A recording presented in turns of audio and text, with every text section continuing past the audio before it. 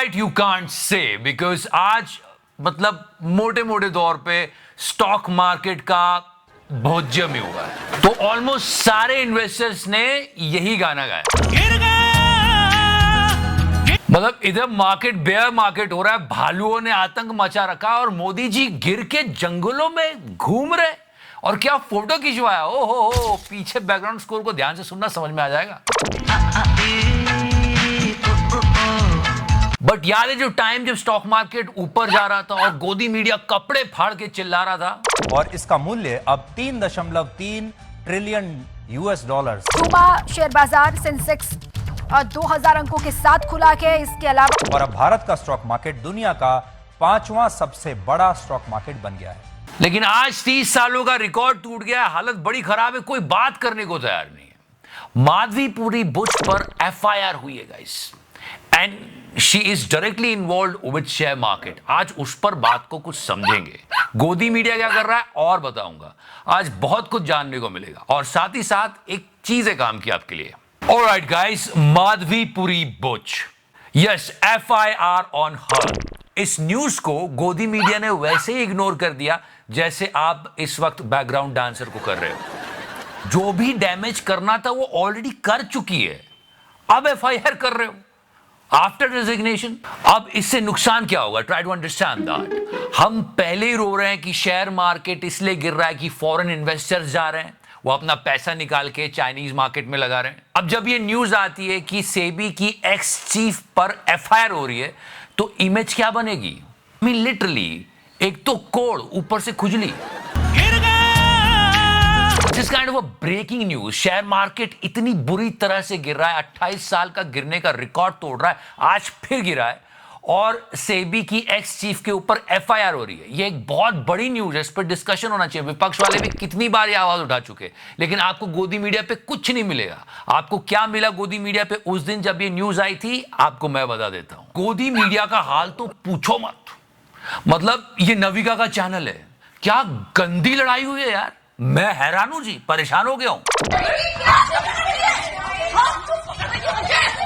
Seriously guys, वैसे तो आपको ऑडियो समझ में नहीं आ रहा है तो बीप करने का मतलब नहीं, पर जो लड़ाई हुई है उसमें बातें क्या हुई है कि तू दुबई जाती है, तू वड़ा पाव बेचती है। सीरियसली ये तो कचरे से भी ज्यादा गंदा है। झगड़ा करने से पहले ये तो सोचो कि 4 लोग क्या कहेंगे, स्पेशली वो 4 जो पीछे खड़ा होकर झगड़ा देख रहे हैं। नहीं, इनके हाथ में पॉपकॉर्न दे दो, नहीं दे दो, पूरा एंजॉय करो यार, तुमको वैसे भी सैलरी कम देती है नविका, एंजॉय करो। मतलब ये इतने गरीब हैं कि शर्म बेच के खा गए। झगड़ा सुलझाओ जाके, कितनी गंदी बातें बोल रहे हो एक दूसरे को।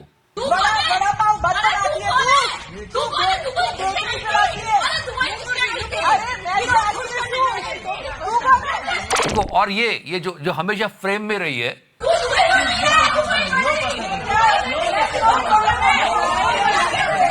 इसकी टेक्निक ही गलत है।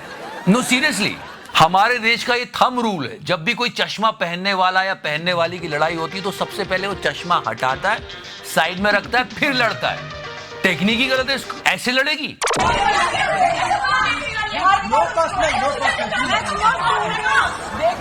बस यही चल रहा है न्यूज चैनल पे, मुर्गे लड़ाओ और TRP कमाओ।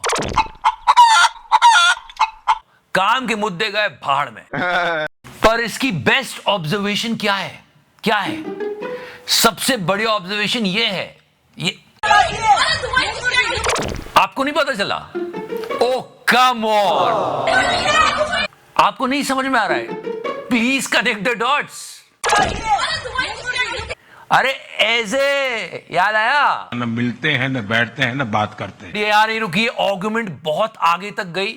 वो तो हमारे मोदी जी ने 2-3 वर्ड बोल के बंद कर दी थी ऐसे करके, तो वो भी तू भी करके दिखा। झगड़ालू औरतें, क्या ही न्यूज चैनल है यार। न्यूज चैनल्स को कार्टून नेटवर्क से कंपेयर किया जाता है, अब तो कार्टून नेटवर्क बेटर होते हैं, कुछ तो ऐड करते हैं सोसाइटी में। वो ये तो सीरियसली WWE हो रही है, वो भी अनवांटेड, कोई देखना भी नहीं चाहता। रियली नविका, ये जो कचरा आप चुन के लाई है, जो कचरा आप चुनकर लाइए। लेकिन मैं आपके लिए गोल्ड चुन के लाया हूं। जब सेंसेक्स इतना गिर रहा है तो सबको एक चीज बहुत याद आ रही है, गैस करो क्या? FD. Okay, this is something important for you. Share market का इस साल क्या हाल है ये आपको बहुत अच्छे से पता है। बिल्कुल नीचे नीचे, थोड़ा ऊपर, फिर नीचे। हम उम्मीद करते हैं कि आगे अच्छा हो जाएगा, पर अभी तो बहुत रिस्की मामला चल रहा है बॉस। और मान लीजिए आपने शेयर मार्केट में पैसे लगा रखे हैं इस उम्मीद में कि अब जब अच्छा होगा तब प्रॉफिट बुक करके निकालूंगा, और अर्जेंटली पैसे की जरूरत हुई तो क्या करोगे? फिर याद आती है बड़े बुजुर्गों की जो कहते थे फिक्स डिपॉजिट करो बेटा, एफडी। पर इतनी इन्फ्लेशन हो रही है, उसमें आप एफडी कैसे करवा लोगे 4 या 5% पे? पॉइंट है। तभी आता है स्टेबल मनी। या this app guys, wonderful thing. Stable Money partners with top Indian banks, offering FD interest rates up to 9.5%. मतलब मैं भी हैरान हो गया जी, ये कैसे? See, download the Stable Money app, pick the bank, and invest just from 1,000, and all within a few clicks.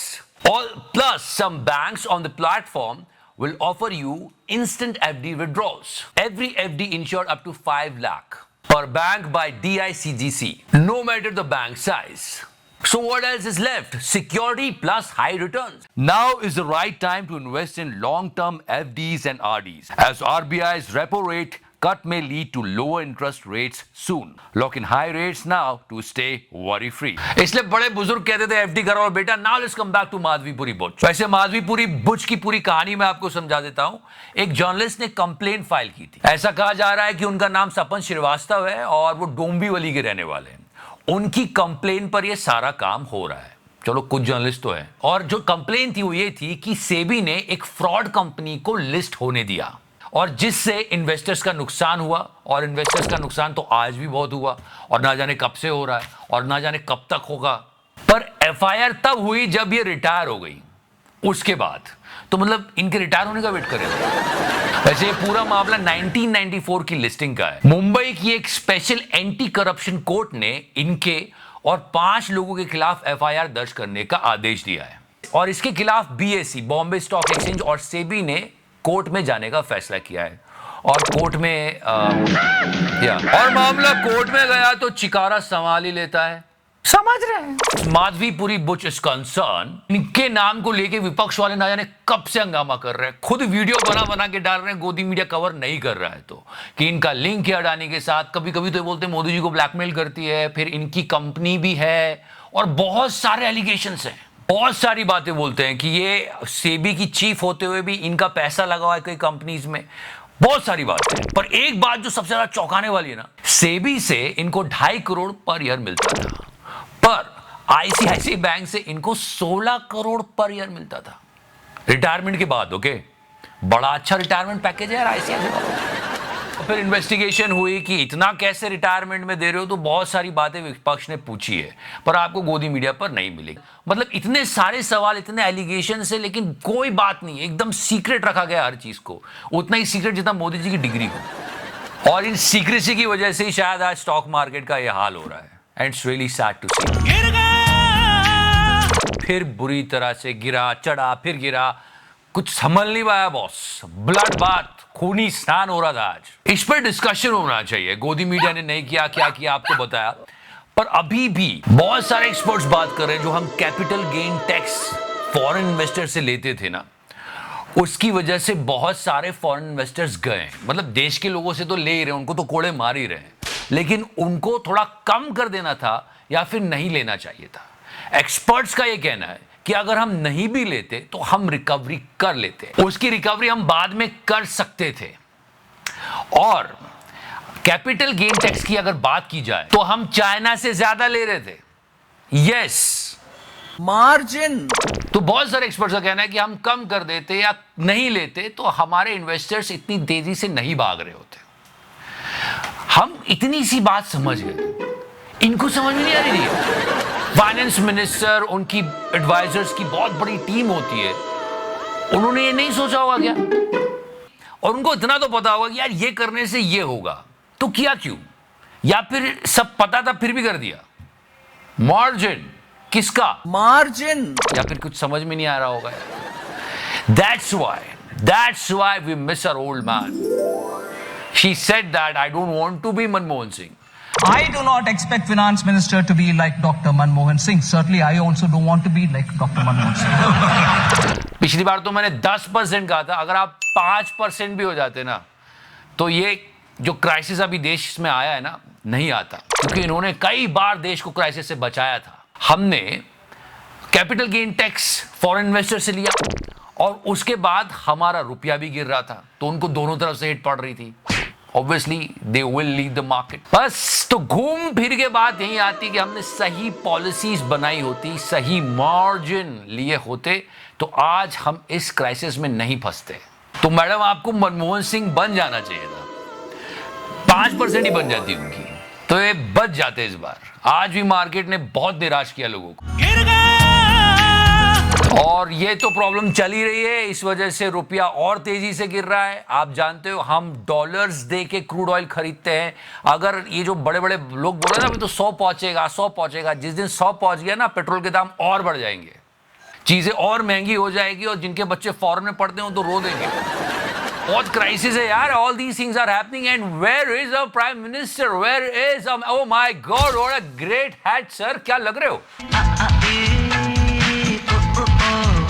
जितनी आपकी हैट टेढ़ी है ना, उससे थोड़ा और एकदम मार्केट नीचे चला गया। फोटोग्राफी चल रही है, वो झोला नहीं कैमरा लेके निकल पड़े। क्या फोटो खींचे शेर के, वाह। Modi ji said that I tried my hands on photography, वाह, अच्छी पिक्चर है। What a picture. वैसे इस शेर ने भी बहुत सारे शेयर खरीद रखे होंगे। एनीवेज, आज मार्केट तो सूट अप नहीं हुआ, पर कभी ये बोल देते कि मार्केट ने गोल्ड प्राइस सूट अप होंगे तो लोग गोल्ड खरीद लेते। क्या गोल्ड का प्राइस जा रहा है यार। Anyways, before I go, so in this kind of a scenario, stable money is a great option. It's a great deal, guys. You can check out. The link is in the description section and the pinned comment. So thank you so much for watching it. If you like it, press the like button. If you like it more, press the subscribe button. Thank you so much. Whoa.